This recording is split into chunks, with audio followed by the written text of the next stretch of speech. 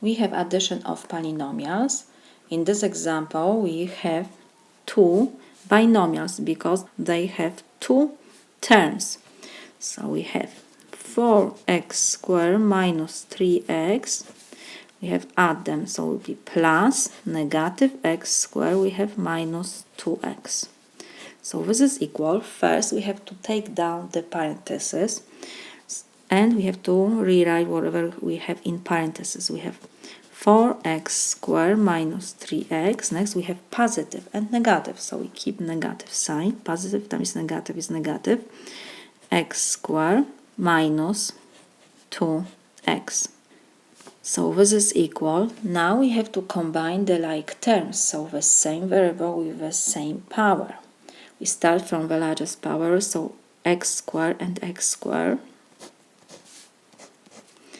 And we have negative 3x and negative 2x. We have, like I said, x squared, so we copy variable with the power x squared, and now we have to add the coefficients.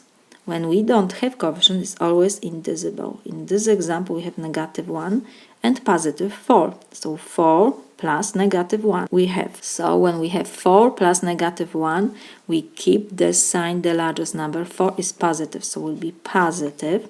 And now we have to just subtract 4 minus 1 is 3.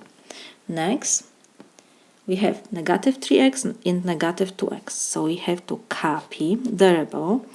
And next we have to add the coefficients. We have negative 3 and negative 2. Both numbers are negative, so we keep the sign negative. And we have to just add 3 plus 2 is 5. So this is equal. We don't have to write positive sign before 3, so this is 3x squared minus 5x. This is my solution.